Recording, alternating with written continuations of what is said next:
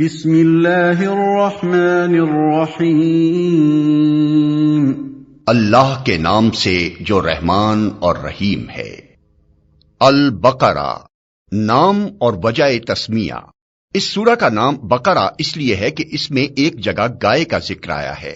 قرآن مجید کی ہر سورہ میں اس قدر وسیع مضامین بیان ہوئے ہیں کہ ان کے لیے مضمون کے لحاظ سے جامع عنوانات تجویز نہیں کیے جا سکتے۔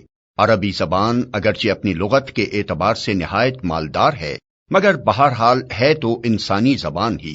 انسان جو زبانیں بھی بولتا ہے وہ اس قدر تنگ اور محدود ہیں کہ وہ ایسے الفاظ یا فقرے فراہم نہیں کر سکتی جو ان وسیع مضامین کے لیے جامع عنوان بن سکتے ہوں۔ اس لیے نبی صلی اللہ علیہ وسلم نے اللہ تعالیٰ کی رہنمائی سے قرآن کی بیشتر صورتوں کے لیے عنوانات کی بجائے نام تجویز فرمائے جو محض علامت کا کام دیتے ہیں۔ اس لیے سورہ کو بقرہ کہنے کا مطلب یہ نہیں ہے کہ اس میں گائے کے مسئلے پر بحث کی گئی ہے، بلکہ اس کا مطلب صرف یہ ہے کہ وہ سورہ جس میں گائے کا ذکر آیا ہے۔ زمانہ نزول۔ اس سورت کا بیشتر حصہ ہجرت مدینہ کے بعد مدنی زندگی کے بالکل ابتدائی دور میں نازل ہوا ہے، اور کمتر حصہ ایسا ہے جو بعد میں نازل ہوا اور مناسبت مضمون کے لحاظ سے اس میں شامل کر دیا گیا۔ حتیٰ کہ سود کی ممانعت کے سلسلے میں جو آیات نازل ہوئی ہیں وہ بھی اس میں شامل ہیں، حالانکہ وہ نبی صلی اللہ علیہ وسلم کی زندگی کے بالکل آخری زمانے میں اتری تھی۔ سورہ کا خاتمہ جن آیات پر ہوا ہے وہ ہجرت سے پہلے مکے میں نازل ہو چکی تھیں، مگر مضمون کی مناسبت سے ان کو بھی اسی صورت میں ضم کر دیا گیا ہے۔ شان نزول۔ اس سورت کو سمجھنے کے لیے پہلے اس کا تاریخی پس منظر اچھی طرح سمجھ لینا چاہیے۔ ایک، ہجرت سے قبل جب تک مکے میں اسلام کی دعوت دی جاتی رہی، خطاب بیشتر مشرکین عرب سے تھا جن کے لیے اسلام کی آواز ایک نئی اور غیر مانوس آواز تھی۔ اب ہجرت کے بعد سابقہ یہودیوں سے پیش آیا جن کی بستیاں مدینے سے بالکل متصل ہی واقع تھیں۔ یہ لوگ توحید، رسالت، وحی، آخرت اور ملائکہ کے قائل تھے، اس ضابطۂ شرعی کو تسلیم کرتے تھے جو خدا کی طرف سے ان کے نبی موسیٰ علیہ السلام پر نازل ہوا تھا، اور اصولاً ان کا دین وہی اسلام تھا جس کی تعلیم حضرت محمد صلی اللہ علیہ وسلم دے رہے تھے۔ لیکن صدیوں کے مسلسل انحطاط نے ان کو اصل دین سے بہت دور ہٹا دیا تھا۔ اس وقت حضرت موسیٰ کو گزرے ہوئے تقریباً 19 صدیاں گزر چکی تھیں۔ اسرائیلی تاریخ کے حساب سے حضرت موسیٰ علیہ السلام نے 1272 قبل مسیح میں وفات پائی، اور نبی صلی اللہ علیہ وسلم 610 بعد مسیح میں منصب نبوت پر سرفراز ہوئے۔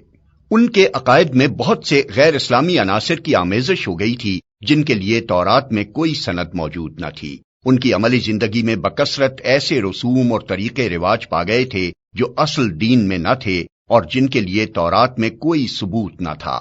خود تورات کو انہوں نے انسانی کلام کے اندر خلط ملط کر دیا تھا، اور خدا کا کلام جس حد تک لفظاً یا معناً محفوظ تھا اس کو بھی انہوں نے اپنی منمانی تعویلوں اور تفسیروں سے مسخ کر رکھا تھا۔ دین کی حقیقی روح ان میں سے نکل چکی تھی، اور ظاہری مذہبیت کا محض ایک بے جان ڈھانچہ باقی تھا جس کو وہ سینے سے لگائے ہوئے تھے۔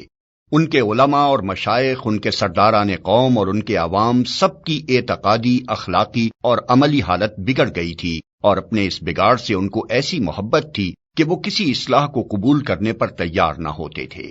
صدیوں سے مسلسل ایسا ہو رہا تھا کہ جب کوئی اللہ کا بندہ انہیں دین کا سیدھا راستہ بتانے آتا تو وہ اسے اپنا سب سے بڑا دشمن سمجھتے اور ہر ممکن طریقے سے کوشش کرتے تھے کہ وہ کسی طرح اصلاح میں کامیاب نہ ہو سکے۔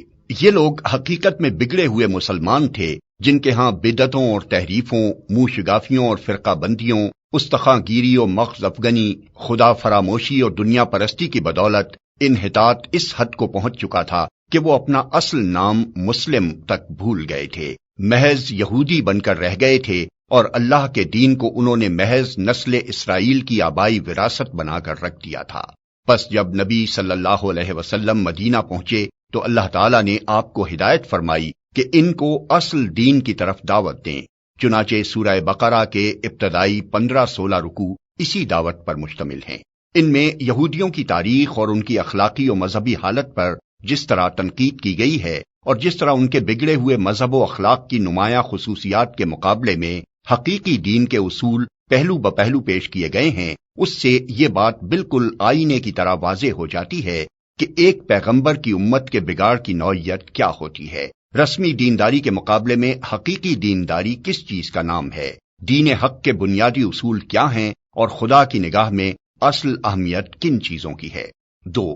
مدینہ پہنچ کر اسلامی دعوت ایک نئے مرحلے میں داخل ہو چکی تھی۔ مکہ میں تو معاملہ صرف اصول دین کی تبلیغ اور دین قبول کرنے والوں کی اخلاقی تربیت تک محدود تھا، مگر جب ہجرت کے بعد عرب کے مختلف قبائل کے وہ سب لوگ جو اسلام قبول کر چکے تھے ہر طرف سے سمٹ کر ایک جگہ جمع ہونے لگے اور انصار کی مدد سے ایک چھوٹی سی اسلامی ریاست کی بنیاد پڑ گئی، تو اللہ تعالیٰ نے تمدن، معاشرت، معیشت، قانون اور سیاست کے متعلق بھی اصولی ہدایات دینی شروع کی اور یہ بتایا کہ اسلام کی اساس پر یہ نیا نظام زندگی کس طرح تعمیر کیا جائے۔ اس سورت کے آخری 23 رکوع زیادہ تر انہی ہدایات پر مشتمل ہیں جن میں سے اکثر ابتدا ہی میں بھیج دی گئی تھیں اور بعض متفرق طور پر حسب ضرورت بعد میں بھیجی جاتی رہیں۔ 3. ہجرت کے بعد اسلام اور کفر کی کشمکش بھی ایک نئے مرحلے میں داخل ہو چکی تھی۔ ہجرت سے پہلے اسلام کی دعوت خود کفر کے گھر میں دی جا رہی تھی اور متفرق قبائل میں سے جو لوگ اسلام قبول کرتے تھے وہ اپنی اپنی جگہ رہ کر ہی دین کی تبلیغ کرتے اور جواب میں مصائب اور مظالم کے تختہ مشق بنتے تھے۔ مگر ہجرت کے بعد جب یہ منتشر مسلمان مدینہ میں جمع ہو کر ایک جتھا بن گئے اور انہوں نے ایک چھوٹی سی آزاد ریاست قائم کر لی تو صورتحال یہ ہو گئی کہ ایک طرف ایک چھوٹی سی بستی تھی اور دوسری طرف تمام عرب اس کا استحصال کر دینے پر تلا ہوا تھا۔ اب اس مٹھی بھر جماعت کی کامیابی کا ہی نہیں بلکہ اس کے وجود و بقا کا انحصار بھی اس بات پر تھا کہ اولاً وہ پورے جوش و خروش کے ساتھ اپنے مسلک کی تبلیغ کر کے زیادہ سے زیادہ لوگوں کو اپنا ہم عقیدہ بنانے کی کوشش کرے، ثانیاً وہ مخالفین کا برسر باطل ہونا اس طرح ثابت و مبرہن کر دے کہ کسی ذی عقل انسان کو اس میں شبہ نہ رہے، ثالثاً بے خانما ہونے اور تمام ملک کی عداوت و مزاحمت سے دوچار ہونے کی بنا پر فقر و فاقہ اور ہمہ وقت بے امنی اور بے اطمینانی کی جو حالت ان پر طاری ہو گئی تھی اور جن خطرات میں وہ چاروں طرف سے گھر گئے تھے ان میں وہ ہراساں نہ ہوں بلکہ پورے صبر و ثبات کے ساتھ ان حالات کا مقابلہ کریں اور اپنے عزم میں ذرا تزلزل نہ آنے دیں۔ رابعاً وہ پوری دلیری کے ساتھ ہر اس مسلح مزاحمت کا مسلح مقابلہ کرنے کے لیے تیار ہو جائیں جو ان کی دعوت کو ناکام کرنے کے لیے کسی طاقت کی طرف سے کی جائے، اور اس بات کی ذرا پرواہ نہ کریں کہ مخالفین کی تعداد اور ان کی مادی طاقت کتنی زیادہ ہے۔ خامساً ان میں اتنی ہمت پیدا کی جائے کہ اگر عرب کے لوگ اس نئے نظام کو جو اسلام قائم کرنا چاہتا ہے فہمائش سے قبول نہ کریں تو انہیں جاہلیت کے فاسد نظام زندگی کو بزور مٹا دینے میں بھی تامل نہ ہو۔ اللہ تعالیٰ نے اس صورت میں ان 5 امور کے متعلق ابتدائی ہدایات دی ہیں۔ 4.